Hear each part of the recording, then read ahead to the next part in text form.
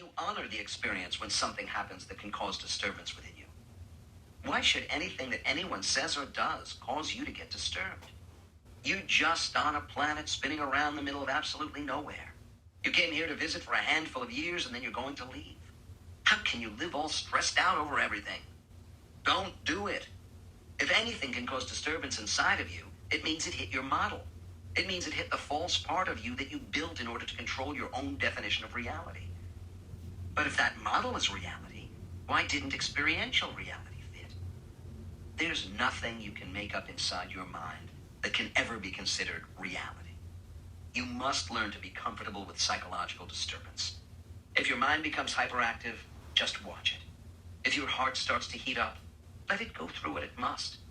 Try to find the part of you that is capable of noticing that your mind is hyperactive and that your heart is heating up. That part is your way out. There is no way out through building this model of yours. The only way to inner freedom is through the one who watches, the self. The self simply notices that the mind and emotions are unraveling and that nothing is struggling to hold them together. Of course, this will be painful. The reason you built the whole mental structure was to avoid pain. If you let it fall apart, you're going to feel the pain that you were avoiding when you built it. You must be willing to face this pain.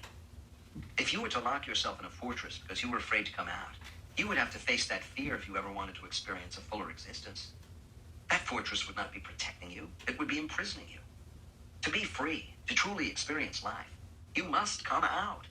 You have to let go and pass through the cleansing process that frees you from your psyche. You do this by simply watching the psyche be the psyche.